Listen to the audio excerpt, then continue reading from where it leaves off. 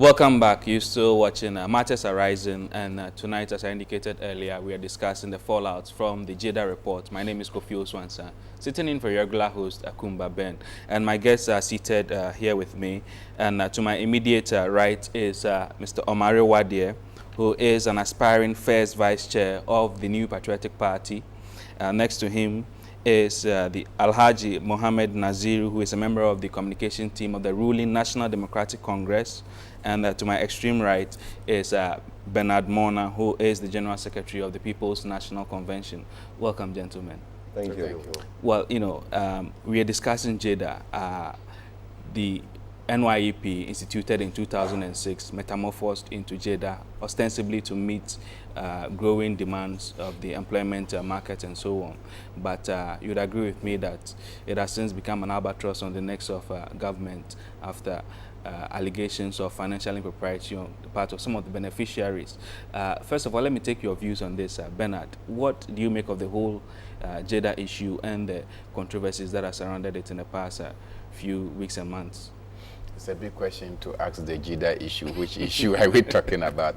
But let me start and hazard an answer that, to my understanding, the National Youth Employment Program was instituted and launched with all the masters at the Kawukudi Park.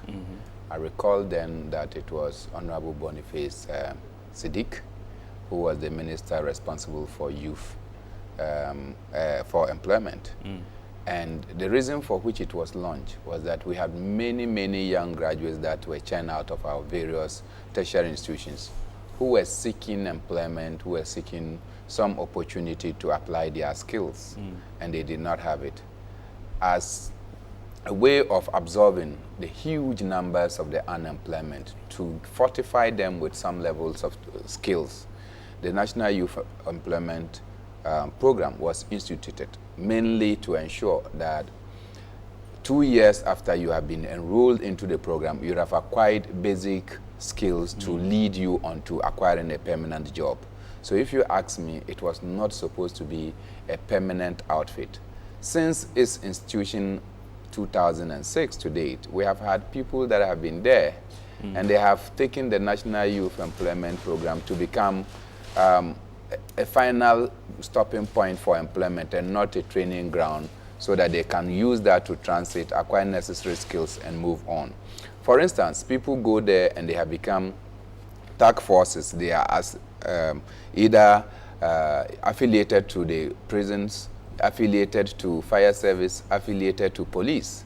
You expect that at least by the completion of their second year, they would have transited formally, probably moved on to join the police service or the security service in their full stream. Unfortunately, these people continue to remain on the payroll of the National Youth Employment Authority. And I think that along the line, we've had some difficulties, and those difficulties, if I guess, will now be the basis for which you are asking the issues.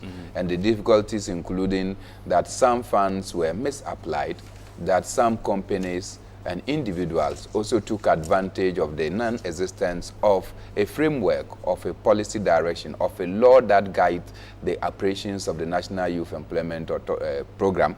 And at the end of the day, some people have taken advantage of the inadequacies that exist, particularly the institutional framework, and cashed on it. Eventually, I am happy that government has come across, probably because of public pressure,